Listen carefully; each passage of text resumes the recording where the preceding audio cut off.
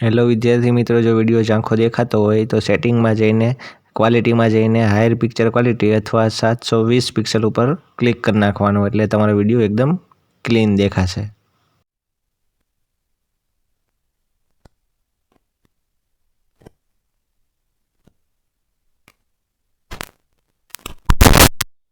Same 2નું હિન્દીની ideal સ્વાધ્યાય પોથીમાં સત્ર 2નો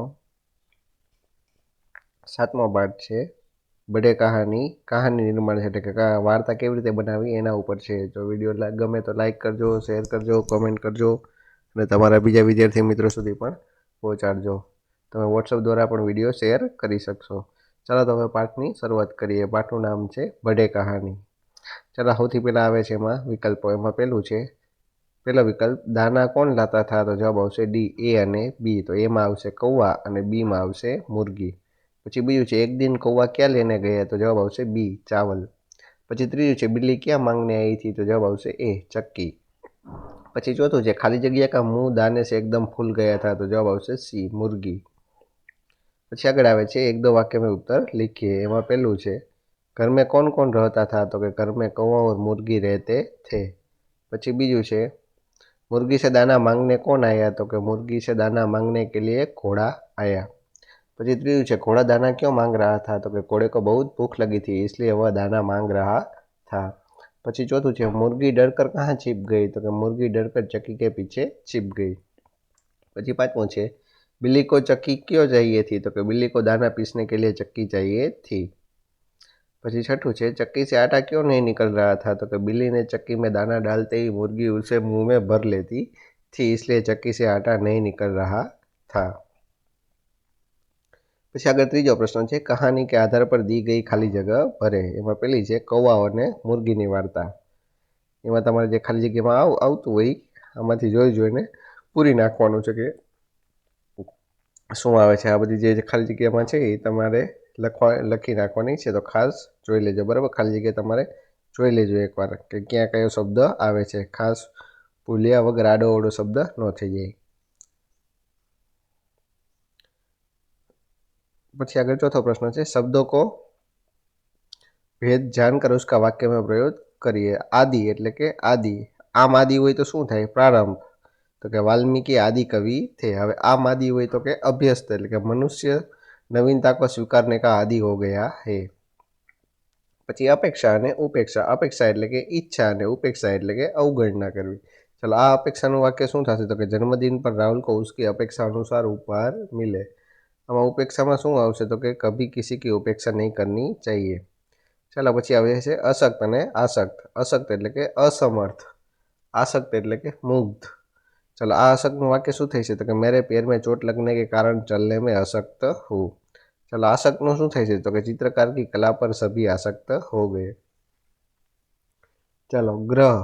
આ ગ્રહનું શું થઈ છે? તો કે ગૃહનું ઘર. અને આ ગ્રહનું તો કે બુધ, શુક્ર, પૃથ્વી આદિ જે ગ્રહ છે એના વિશે. चलो, આ ગ્રહનું વાક્ય તો કે मेरे गुरु के पास एक मंदिर है. चलो, આ ગ્રહનું તો કે शिक्षकों ने छात्रों को ग्रह के बारे में समझाया. ચાલો, પછી આગળ આવે છે બહાર એટલે કે બહાર. બહાર અને બહાર બે છે. બહાર એટલે કે વસંત અને બહાર એટલે કે કંઈ છે બહાર નીકળી જવું. ચાલો, આ બહારનું શું થઈ છે? તો કે પતझड़ का मौसम जाते ही वृक्षों पर बहार आ गई. હવે આ બહાર છે તો એનું શું થાય છે? તો કે મેરે ઘર કે બહાર બગીચા હે. પછી શોખ અને શોખ. ચાલો, આ શોખ એટલે કે ચાવ અને આ શોખ એટલે કે ઉદાસી. તો કે આ શોખનું શું થાય છે? મુझे क्रिकेट खेलने का शौक है. અને આ શોખનું શું થાય છે? તો કે કિશન આજ શોકગ્રસ્ત દિખાઈ દે રહા હે. ચાલો, પછી આગળ આપ્યું છે કે આ મુદ્દા આપ્યા છે એના ઉપર કહાની અને તમારે એની ઉપરથી લખવાની છે, બરાબર. ચાલો, તો આ મુદ્દા તમને આપી દીધા છે આ બધા. એના ઉપર તમારે કહાની બનાવવાની છે. ચાલો, તો બનાવી નાખીએ. तो कि देवनगर नाम का एक राज्य था, वहाँ एक बादशाह था. वजीर की अधिक उम्र और स्वास्थ्य ठीक न रहने के कारण बादशाह ने उसे निवृत्त कर दिया था. वजीर के पद के लिए नए उम्मीदवार बुलाए. उन सभी की कठिन परीक्षा ली गई. परीक्षा में सफल 3 उम्मीदवारों को बादशाह के पास भेजा गया. उन्हीं 3 में से किसी एक को वजीर चुनना था. बादशाह ने बारी बारी से तीनों को अपने पास बुलाया और प्रत्येक उम्मीदवार से एक ही सवाल पूछा कि मेरी और तुम्हारी दाढ़ी में एक साथ आग लग जाए तो तुम क्या करोगे. तो पहले उम्मीदवार ने कहा कि मैं पहले अपनी दाढ़ी का आग बुझाऊंगा। दूसरे ने कहा मैं पहले आपकी दाढ़ी की आग बुझाऊंगा। तीसरे ने कहा मैं एक हाथ से आपकी और दूसरे हाथ से अपनी दाढ़ी की आग बुझाऊंगा। तीनों उम्मीदवार का उत्तर सुनकर बादशाह ने कहा कि पहले उम्मीदवार की बात से लगता है कि वह स्वार्थी है, दूसरा नादान है, परंतु तीसरे का उत्तर से मालूम होता है कि वह बुद्धिमान है।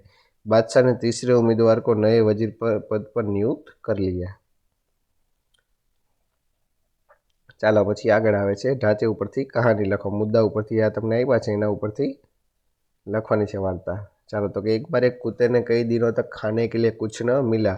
उसे बहुत भूख लगी थी। कभी किसी ने उसे एक रोटी दे दी। कुत्ता जब खाने लगा तो उसने देखा दूसरे कुत्ते भी उसके रोटी छीनना चाहते थे, इसलिए मुंह में रोटी दबाए वह किसी सुरक्षित स्थान को खोजने के लिए निकल पड़ा। थोड़ी दूर पर उसे एक लकड़ी का पुल दिखाई दिया। कुत्ते ने सोचा चलो दूसरी तरफ जाकर आराम से रोटी खाता हूँ। कुत्ता डरते डरते उस छोटे से पुल पर से जा रहा था। तभी उसकी नज़र पानी में पड़ी तो देखता है कि एक कुत्ता पूरी रोटी मुंह में दबाए नीचे पानी में खड़ा है। उसे नहीं पता था कि वह अपनी परछाई का दूसरा कुत्ता समझ रहा था।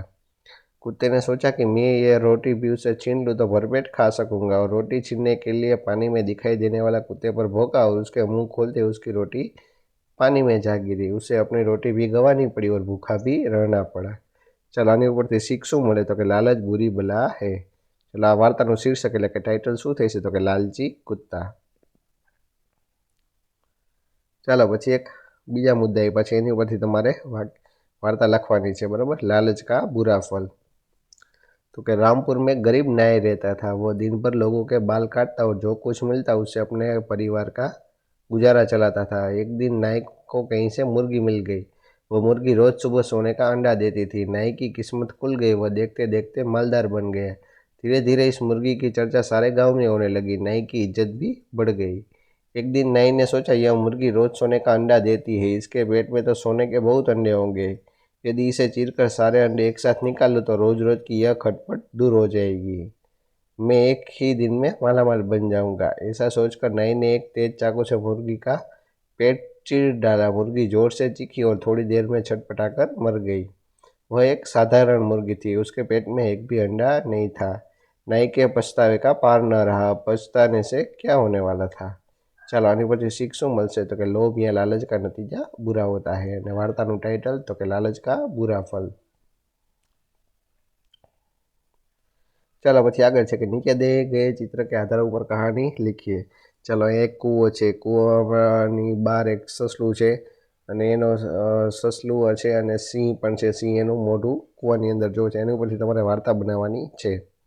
चलो तो एक जंगल में एक शेर रहता था। वह रोज जंगल में कई जानवरों का शिकार करता था। एक दिन जंगल के पशुओं ने मिलकर उससे प्रार्थना की, महाराज हम प्रतिदिन निश्चित समय पर एक जानवर आपके पास भेज दिया करेंगे, आप रोज इतने पशुओं की हत्या न करें। शेर ने पशुओं की प्रार्थना स्वीकार कर ली।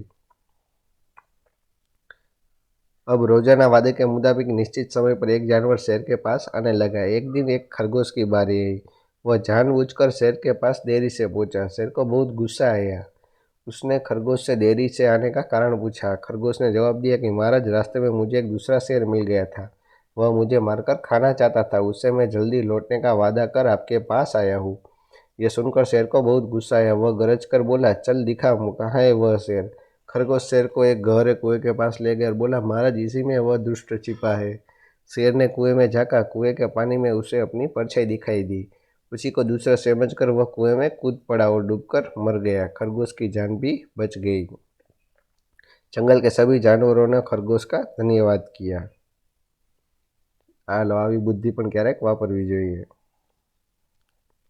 ચાલો પછી આગળ બીજી કહાની છે। एक चरवाहा था। एक बार जंगल की ओर बकरियां चराने गया। चरवाहा पेड़ के नीचे बैठा था और एक बकरी अकेली थोड़े दूर निकल गई। वहीं कहीं से एक भेड़िया पहुंचा। उसने बकरी से कहा, मैं तुझे खाऊंगा, अब आप बकरी की जान बचाकर कहानी पूरी कीजिए। चलो तो હવે આગળ આપણે कहानी લખવાની છે। तो कि बकरी बोली, तुम मुझे भले ही खा लेना, लेकिन पहला मेरा गाना तो सुन लो। बकरी भे में करने लगी। उसकी आवाज़ सुनकर गडरिया वहां आ पहुंचा। उसके हाथ में लाठी थी। गडरिये को देखते ही भेड़िया डरकर वहां से भाग गया। इसी प्रकार बकरी ने अपनी चतुराई से खुद की जान बचा ली। ચાલો તો શીખ શું મળે આમાંથી તો કે સંકટ के समय बुद्धि से काम लेना चाहिए। चलो आ वार्ताનું શીર્ષક એટલે કે ટાઇટલ શું થશે તો કે ચતુર બકરી। चलो પછી આગળ આવે છે कहानी आगे बढ़ाइए कहानी को स्वयं लिखिए। चलो एक दिन अकबर ने बीरबल से पूछा बीरबल दुनिया में सबसे अधिक शक्तिशाली कौन है। तो बीरबल ने क्या कहा होगा आगे बढ़ाए कहानी। तो बीरबल ने कहा कि जापाना सबसे शक्तिशाली है गोद में खेलने वाला छोटा सा बच्चा। अकबर बोले यह नहीं हो सकता, जो बालक अपने पैरों पर चल फिर नहीं सकता वह भला सबसे ताकतवर कैसे हो सकता है, इसी बात को साबित करके बताओ। अगले दिन बीरबल की गोद में एक छोटे से बच्चे को लेकर हाजिर हुए। अकबर ने उत्सुकता से पूछा बीरबल यह कौन है। बीरबल ने कहा हुजूर एक रिश्तेदार का बच्चा है, उसने बादशाह से उसे अपनी गोद में लेने की विनती की। अकबर के गोद में लेने की थोड़ी देर बाद वह बच्चा अकबर की मूछों को खींचने लगा। बीरबल तुरंत बोले हुजूर मैंने कहा था ना कि छोटा बच्चा सबसे शक्तिशाली होता है, इसने आपकी मूछों को खींच ली है। आप ही बताइए इसके सिवाय किस में इतनी हिम्मत है जो आपकी मूछों को हाथ लगा दे। सभी ने बीरबल की बुद्धिमान की प्रशंसा की। પછી આગળ આવે છે एक बार एक गेंद स्कूटर के साथ कहीं चली गई, उसके बाद गेंद के साथ क्या क्या हुआ होगा सोचकर बताओ। गेंद એટલે કે દડો, એ स्कूटर अड़े वयो गयो दड़ो, પછી શું થયું तो कि एक गेंद रास्ते में पड़ी थी, स्कूटर वहाँ से गुजरा तो वह भी उसके पीछे के पहिए में फंस गई। वह उसी में फंसी रही और जहाँ जहाँ स्कूटर गया वहाँ वहाँ गेंद भी घूमती रही। स्कूटर वाला अपने सभी काम करके घर पहुँचा तो गेंद भी उसके घर पर पहुँच गई। मोहल्ले में बच्चे कुछ खेल रहे थे, बच्चों की नज़र उस गेंद पर पड़ी। बच्चों ने स्कूटर वाले को गेंद के बारे में बताया तो उसने वह गेंद निकाल कर उन्हें दे दी। गेंद पाकर बच्चे खुश हो गए, वे उस गेंद से खूब क्रिकेट खेले। चलो तो यहाँ तमारो पाठ पूरो थाय छे। विडियो केवो लाग्यो ते कॉमेंट करजो और तमारा मित्रों सुधी पण विडियो शेर करजो। चलो तो वरी पाछा मळशुं नवा विडियोमां, त्यां सुधी जोता रहेजो आपणी चेनल डी सोल्यूशन।